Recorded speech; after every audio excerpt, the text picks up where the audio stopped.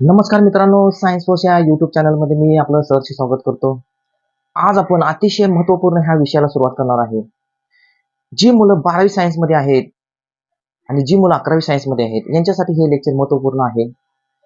12वी सायन्समध्ये असणाऱ्या मुलांची एक्झाम आता फेब्रुवारीमध्ये सुरू होणार आहे. एक्झाम संपल्यानंतर, बोर्डाची एक्झाम संपल्यानंतर त्यांना जर इंजिनिअरिंग आणि टेक्नॉलॉजीमध्ये जर ॲडमिशन घ्यायचं असेल, तर त्यांना एक एंट्रन्स एक्झाम द्यावी लागते महाराष्ट्र शासनाची. त्या एंट्रन्स एक्झामची संपूर्ण मी माहिती देणार आहे. त्याच्यामध्ये असणारा सिलेबस काय आहे त्याचीही माहिती देणार आहे. आणि त्या एंट्रन्स एक्झाममध्ये असणारा सिलेबसपैकी जो फिजिक्स हा विषय आहे, त्या फिजिक्स विषयाचा संपूर्ण सिलेबस मी साध्या, सोप्या आणि सरळ भाषेमध्ये घेणार आहे. एंट्रन्स एक्झाम ही अतिशय मोठी एक्झाम नसते. त्याच्यामध्ये असा पर्टिक्युलर असा बाव झालेला आहे की ही एक्झाम खूप अवघड असते, त्याची डिफिकल्टी लेवल अवघड असते. परंतु तुम्ही जर ती एक्झाम पॅटर्न समजून घेतला आणि सिलेबस जर तुम्हाला कन्सेप्ट समजला, तर एक्झामला तुम्ही फेस करत असताना कोणत्याही प्रकारची तुम्हाला अडचण निर्माण होणार नाही.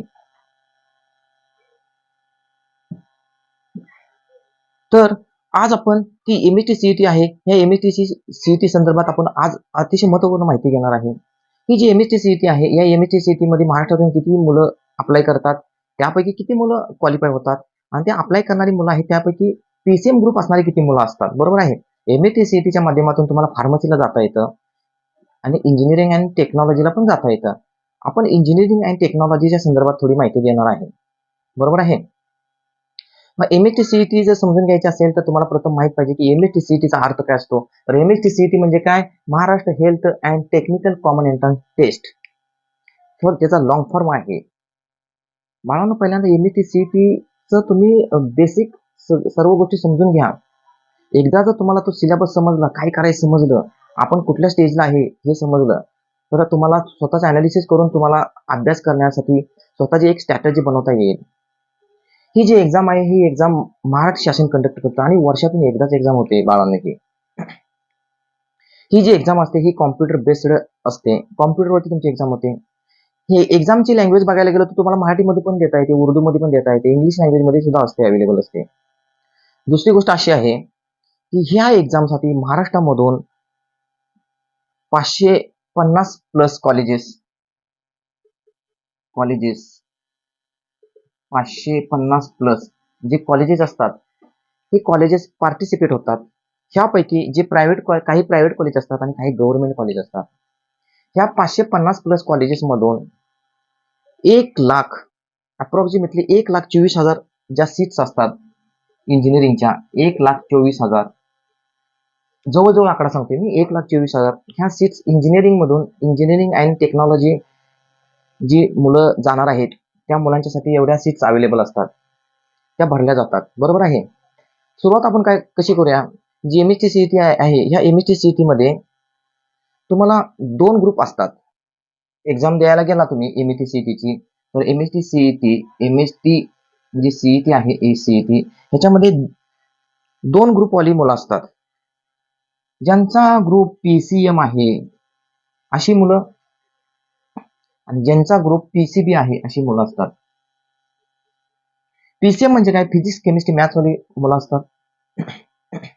ही मुलं इंजिनिअरिंग अँड टेक्नॉलॉजीला जातात. ज्यांचा ग्रुप पीसीएम आहे ही मुलं इंजिनिअरिंग आणि टेक्नॉलॉजीला जातात बघा, लॉजी, बरोबर आहे. आणि ही जी मुलं आहेत ती पीसीबीची मुलं आहेत ती फार्मसीला जातात, बरोबर. आपला सगळा फोकस असणार आहे पीसीएम वरती. लक्षात घ्या, एमएसटी सीईटी एक्झाम अतिशय सोपी एक्झाम आहे. पॅटर्न समजून घ्या, सिलेबस समजून घ्या आणि स्वतःची स्ट्रॅटेजी बनवा. ह्या एमएसटी सीईटीचा जो सिलेबस आहे, एमएसटी सीईटीचा जो सिलेबस आहे, या सिलेबस पैकी जो फिजिक्स हा विषय आहे, हा फिजिक्स विषय मी स्वतः घेणार आहे. पूर्ण सिलेबस कंप्लीट करून घेणार आहे. त्या सिलेबस मध्ये असणारे जे प्रिव्हियस जे क्वेश्चन आलेले आहेत एमएसटी सीईटीचे, ते मी सॉल्व्ह करून घेणार आहे. तर आपण डिस्कस करत असताना एमएसटी सीईटी मध्ये 2 ग्रुपची मुलं असतात, एक पीसीएम मुलं आणि पीसीबी मुलं असतात. पीसीएम मुलं जे असतात ते इंजिनिअरिंग आणि टेक्नॉलॉजीला जातात, बरोबर आहे. तसेच ही जी एक्झाम आहे, ह्या एक्झामला कोणत्याही प्रकारची निगेटिव्ह सिस्टीम नसते, म्हणजे तुम्ही सर्व क्वेश्चन अटेम्प्ट करू शकता. आता आपण याचा सिलेबस डिस्कस करू. आपण याचा काय करायचा, थोडक्यात सिलेबस आपण डिस्कस करू. तो सिलेबस आपण डिस्कस करायचा आहे.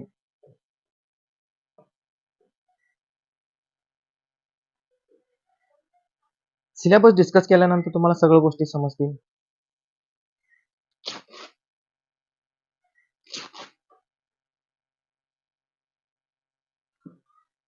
आता आपण एमएसटी सीईटीचा जो सिलेबस आहे या सिलेबसवरती आपण चर्चा करायची आहे. बरोबर आहे. एमएसटी सीईटी ह्याचा जो सिलेबस आहे किंवा ह्याच्यामध्ये जे सब्जेक्ट असतात, पीसीएम मुलांच्यासाठी सांगते मी, पीसीएम मुलांच्यासाठी. तर पीसीएम मुलांच्यासाठी 3 सब्जेक्ट असतात. जर सिलेबस बघायला गेलो तर ह्याचे 3 सब्जेक्टमध्ये डिवायडेशन असतं. एक असतो मॅथमॅटिक्स, दुसरा आहे फिजिक्स आणि तिसरा आहे केमिस्ट्री.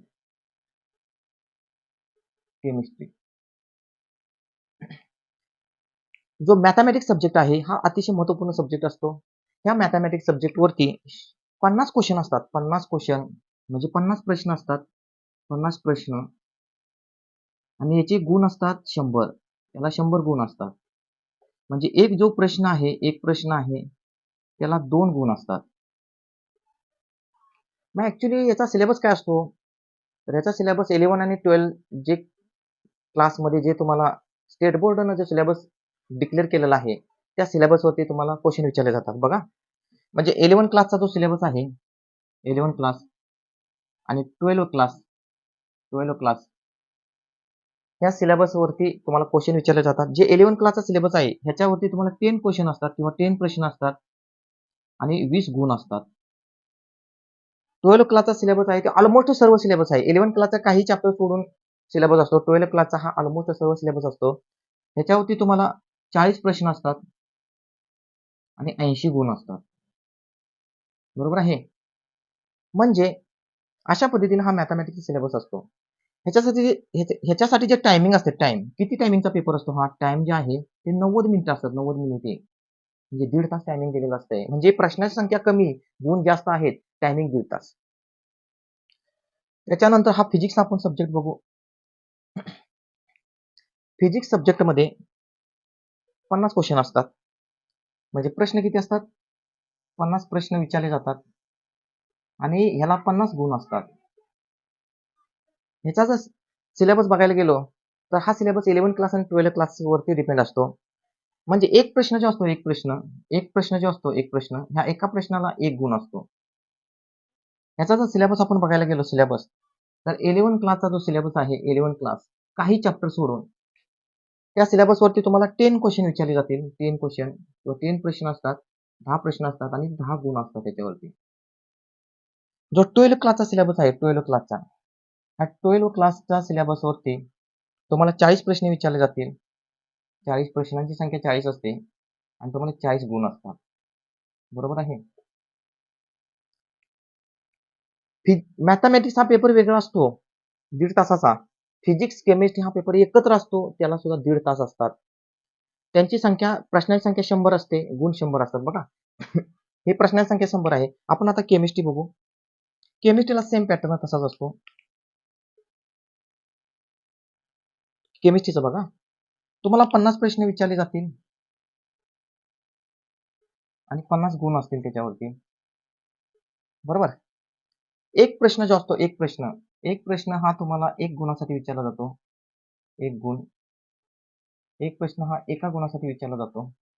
याचा सुद्धा सिलेबस 11 आणि 12 क्लासवरती डिपेंड असतो. 11चा जो क्लास आहे, 11 क्लास आणि 12 क्लास ह्याच्यावरती डिपेंड असतो पूर्ण.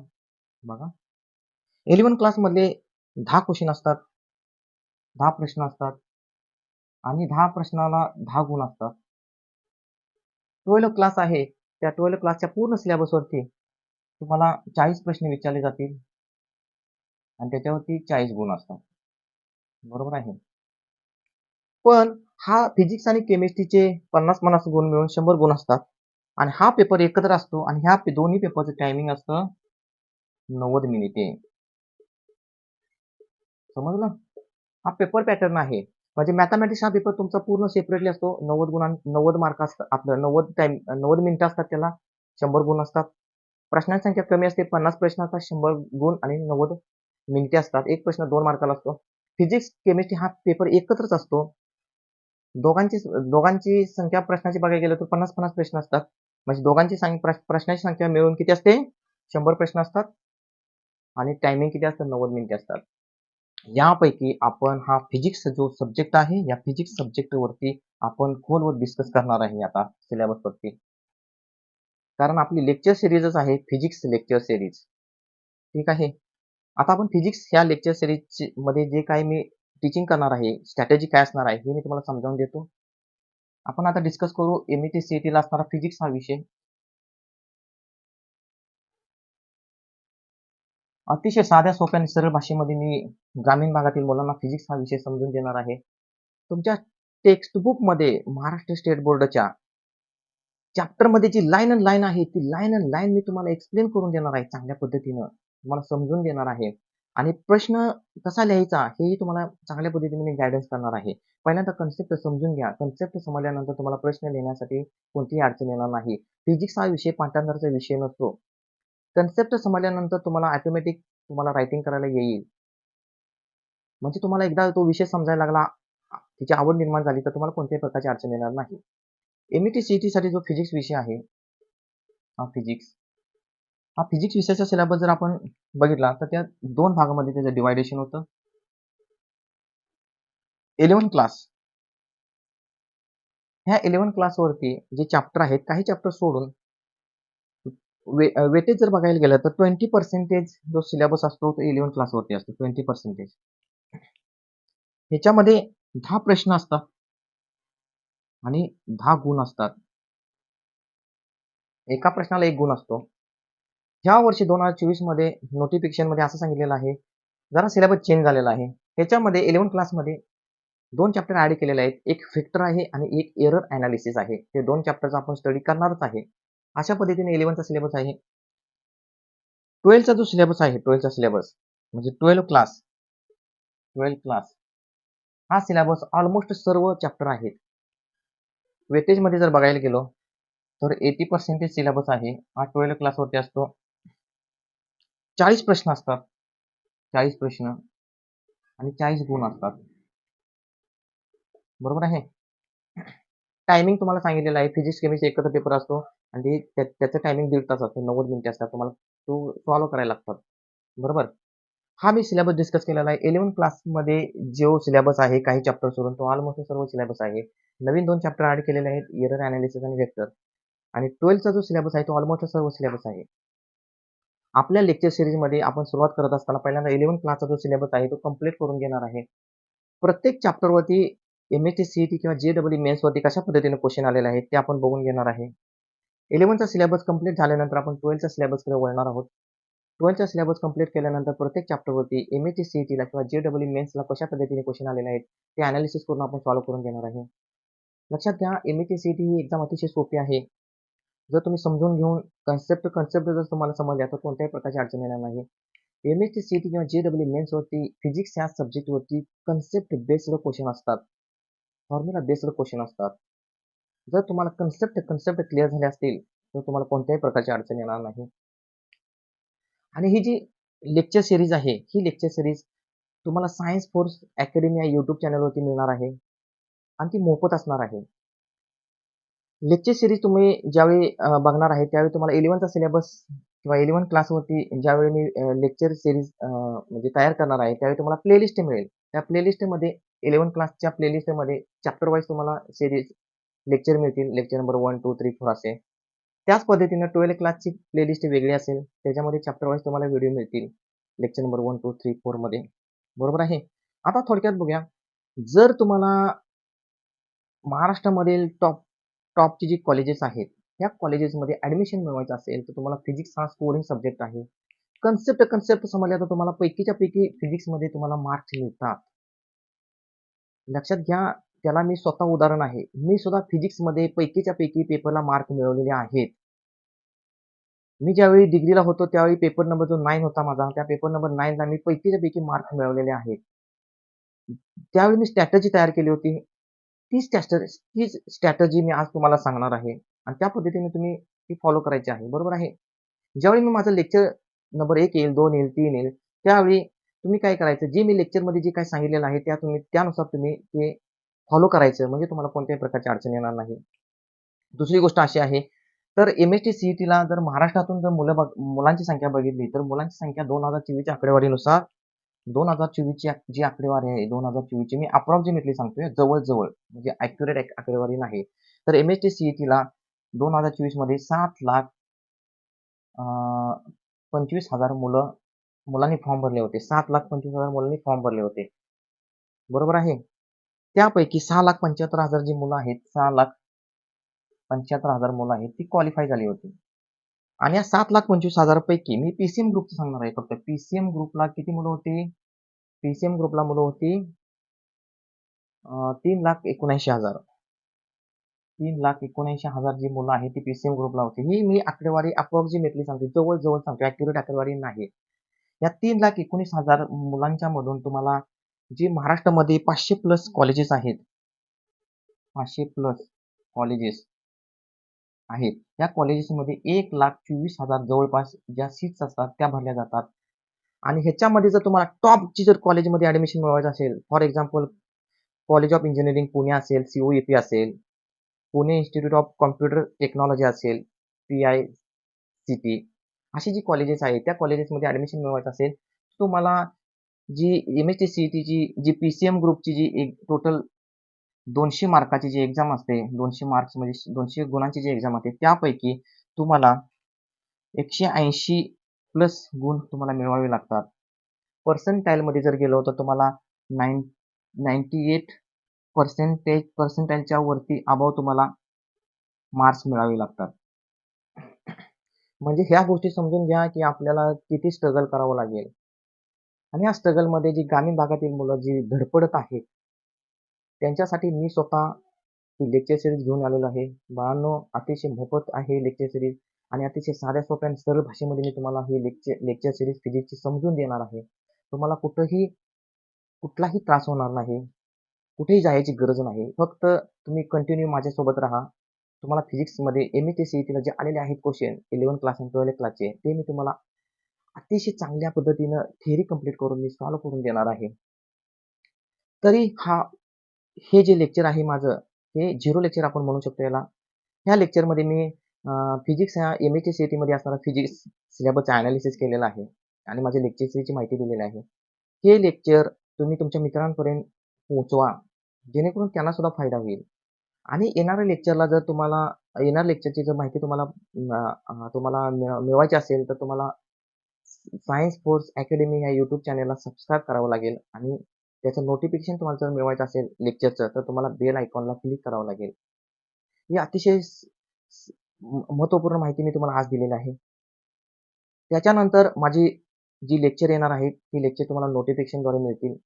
तुम्हाला कोणत्याही प्रकारची अडचण असेल, तर माझा पर्सनल नंबर हा डिस्क्रिप्शन बॉक्समध्ये मी दिलेला आहे. त्याच्यावरती तुम्ही डायरेक्ट मेसेज करू शकता. तुमचा कोणताही क्वेश्चन असू दे, त्याचं तुम्हाला 100% आन्सर मिळेल. तुमचे डाऊट विचारा. त्या डाऊटचं तुम्हाला मी 100% उत्तर देईन. तुर्तास आपण इथे थांबू. भेटू नेक्स्ट लेक्चरमध्ये. 11चा जो सिलेबस आहे, या 11च्या सिलेबसमध्ये असणारे जे चॅप्टर्स आहेत MST-CETला रिगार्डिंग त्या एक नवीन चॅप्टरला नवीन चॅप्टर घेऊन आपण भेटू लवकरच. तोपर्यंत आपण इथे थांबू. धन्यवाद.